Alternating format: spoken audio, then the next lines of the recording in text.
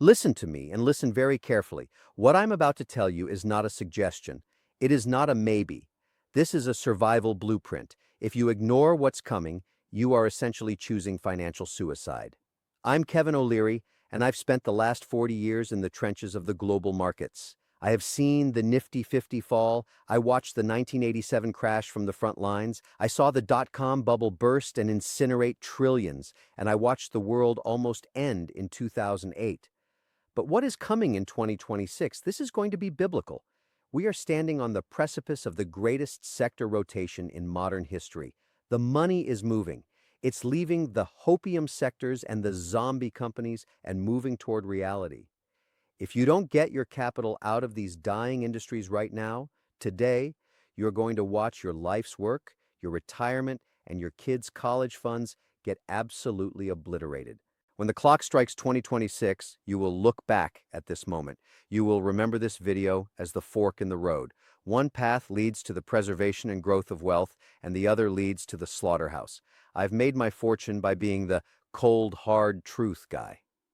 I don't care about your feelings. I care about your bank account. I understand massive shifts before the talking heads on mainstream media even know what's happening. Right now, hit that subscribe button. You need to be part of a community that values logic over emotion. This is for smart investors who understand that sometimes the greatest investment decision you will ever make isn't what you buy, it's what you refuse to own.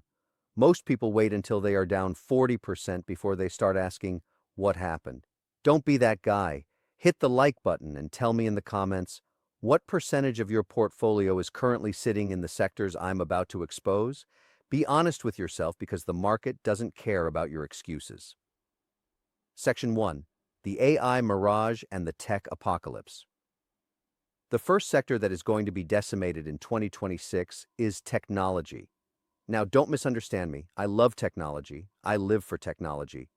But the bloated AI fantasy land that Wall Street has constructed over the last few years is a house of cards. We are currently living through the biggest tech bubble since 1999.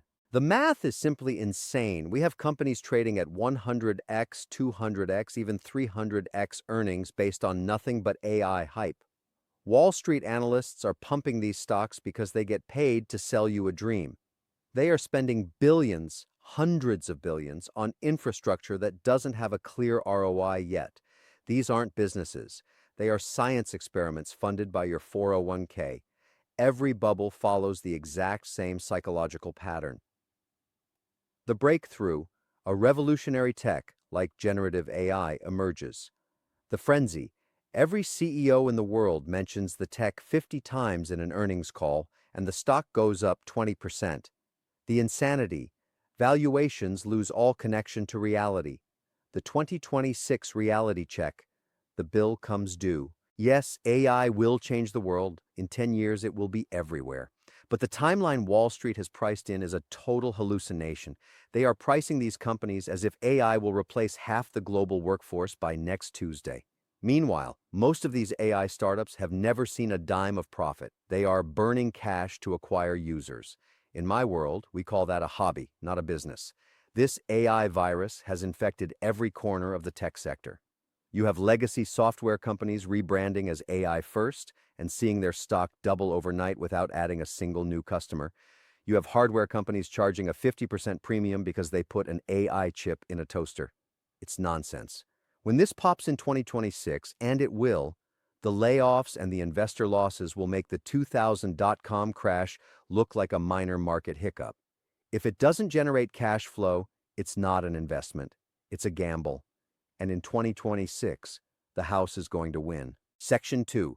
The residential real estate golden handcuffs. Now, let's talk about the American dream turned nightmare, real estate. We are heading toward a crash that will make 2008 look like a warm-up. For the last few years, we've lived through the most irrational housing bubble in human history. Home prices doubled in some areas while people were bidding $100,000 over the asking price without even stepping foot inside the house. It was pure mania. But then, the Fed woke up. Interest rates went from near zero to the highest levels we've seen in decades. Do you understand the math of that? A $500,000 house that had a $2,000 monthly payment in 2021 now costs $3,500 or $4,000 a month. That is a massive chunk of the middle class's disposable income gone, poof, into interest payments. Homeowners are still in denial. They think prices only go up. Well, tell that to the people in 2008 who saw their home values drop 40% in 18 months. This time is actually worse because of what I call the golden handcuffs. Think about it. If you bought a house in 2022 with a 3% mortgage, are you ever going to sell it? If you move, you have to buy a new house at a 7% or 8% rate. You'd be paying double the interest for the same house. So nobody is selling. This keeps inventory artificially low, which keeps prices artificially high. It's a stalemate. But here is what breaks the stalemate in 2026. Recession. When the economic pressure hits and the job losses start, driven by that tech collapse I mentioned earlier, people will be forced to sell. When forced selling meets no buyers because rates are too high, the floor drops out. When people lose their jobs, they can't pay the mortgage.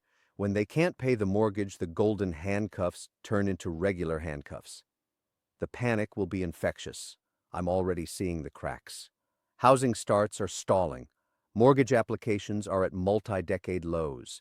The smart money, the big institutional REITs, are already trimming their exposure. If you are sitting on a portfolio of overpriced rental properties with variable rates, you are in the blast zone. Section 3, the commercial real estate death spiral. If residential real estate is a headache, commercial real estate, CRE, is a terminal illness. This is the trillion-dollar black hole in the global economy. Look at the skyline of any major city, San Francisco, Chicago, New York. Those office buildings are 30%, 40%, sometimes 50% empty. The world changed in 2020, and it's not going back. Remote work is here to stay.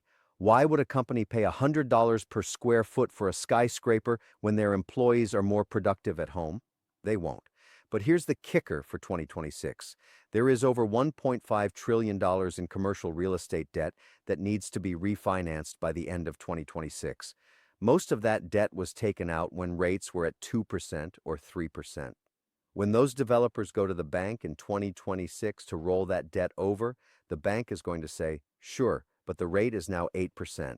And by the way, your building is only worth half of what it was 3 years ago. The developers won't be able to pay. They will hand the keys to the bank.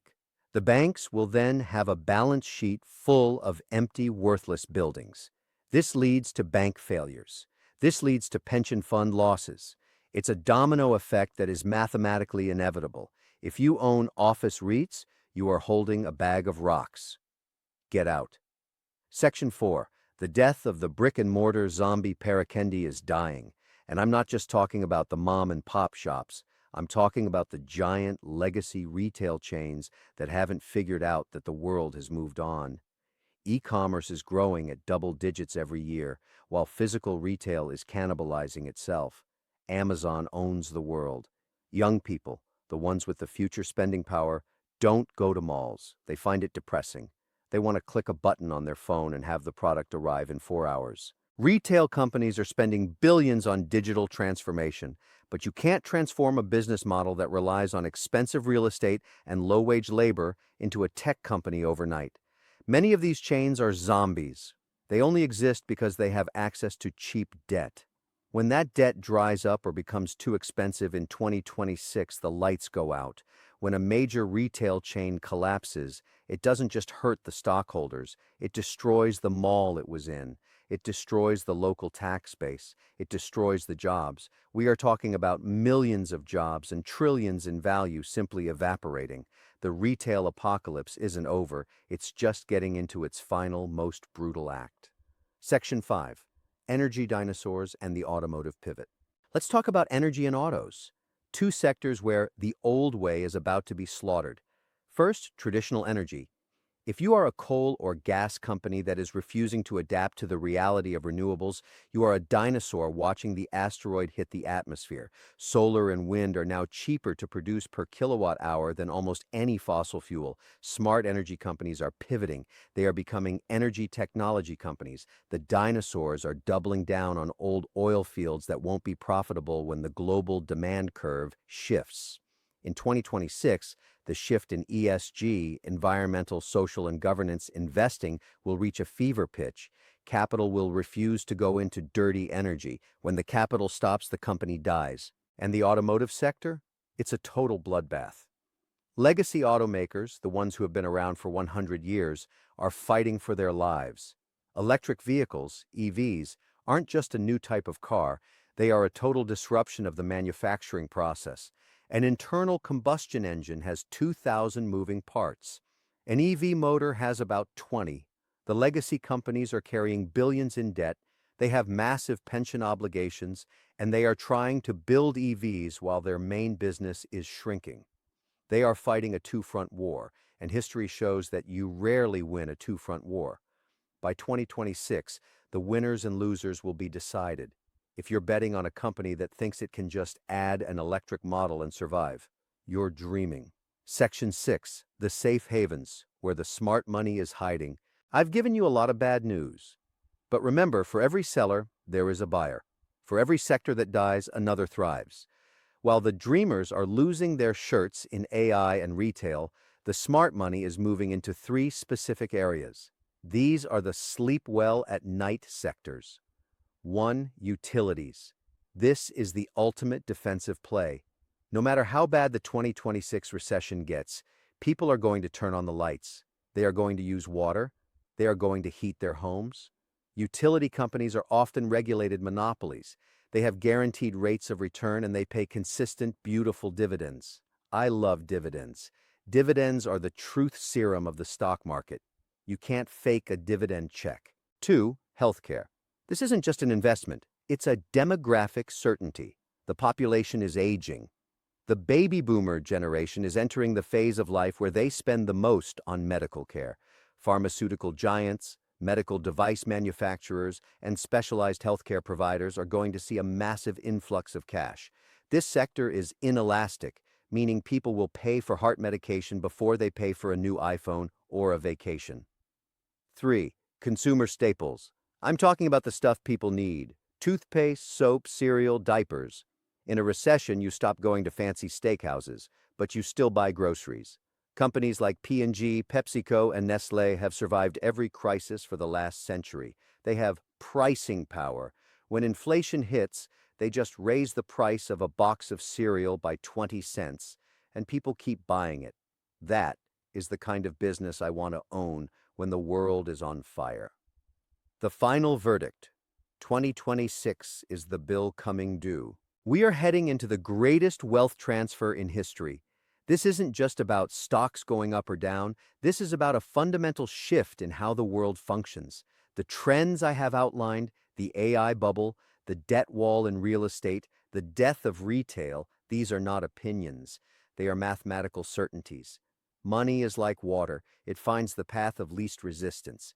In 2026, the path of least resistance will lead out of the hype and into the essential. You have a choice right now. You can be the person who holds on to what used to work because you're emotionally attached to your stocks. Or you can be the cold-blooded investor who looks at the data and moves their capital to where it will be treated best. If this video opened your eyes, then I've done my job. But don't just watch, act. Review your portfolio. Look at your exposure to tech and commercial real estate. If you're over-leveraged, deleverage now while there is still liquidity in the market. Hit that like button if you want more of this no BS financial analysis. Share this with someone who is currently gambling their retirement on AI moonshots. They might hate you now, but they'll thank you in 2026. Subscribe and join the inner circle of investors who identify trends before they become headlines. The 2026 crash is coming. The question is, are you going to be the person who gets wiped out or the person who buys the wreckage for pennies on the dollar? Choose quickly. The smart money is already moving. I'll see you in the next one.